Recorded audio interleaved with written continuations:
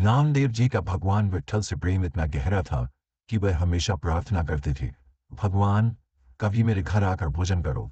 भगवान ने उनकी भक्ति को देखकर एक दिन कहा, नामदेव, एक दिन मैं तेरे घर आऊंगा, लेकिन आज मैं तुझसे कुछ मांगता हूं।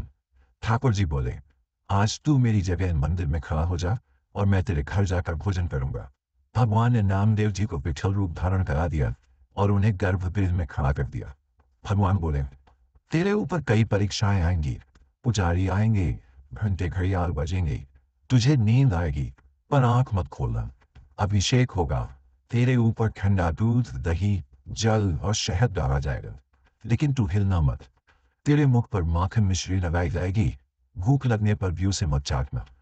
दर्शन करने हजारों भक्त आएंगे, तेरे पैर छुएंगे, रोएंगे, अपने दुख दर्द बताएंगे, लेकिन किसी की समस्या हल मत करना, क्योंकि यह सब कर्म का विधान है। नामदेव जी ने इन बातों को स्वीकार कर लिया और ठाकुर जी उनके घर भोजन करने गए। नामदेव की मां ने भगवान का स्वागत किया और प्रेम पूर्वक गरम गरम रोटियां परोसने लगी। इधर नामदेव गर्भगृह में ठाकुर जी के निर्देशों का पालन कर रहे थे। पुजारी आए, घंटे घड़ियाल बजे, अभिषेक हुआ, शीतल जल, दही और शहद डाला गया, पर नामदेव स्थिर खड़े रहे। उनके पैरों से भक्तों ने अपने सिर लगाए, पर उन्होंने कोई प्रतिक्रिया नहीं दी। तभी भगवान ने नामदेव की परीक्षा लेने का विचार किया। वे एक साधारण वेश धारण करके मंदिर पहुंचे। उन्होंने देखा कि नामदेव विट्ठल के रूप में गर्भगृह में खड़े हैं। भगवान ने मन ही मन नामदेव से कहा, नामा, अब तो उतर जा।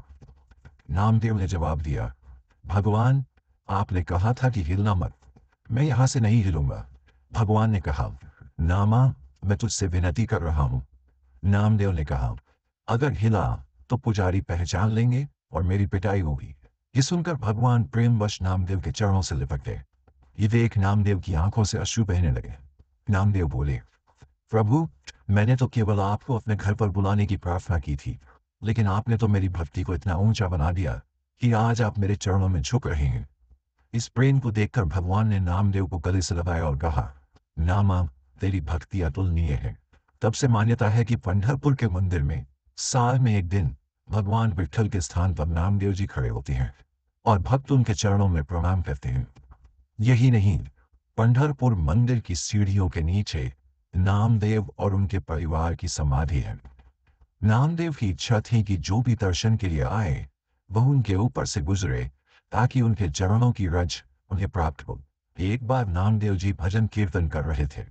हजारों वैष्णव नृत्य कर रहे थे। पंढरपुर के गर्भगृह में खड़े भगवान विट्ठल कीर्तन की मधुर ध्वनि सुनकर विह्वल हो गए। उन्होंने रुक्मिणी से कहा, मुझे कीर्तन में जाना है।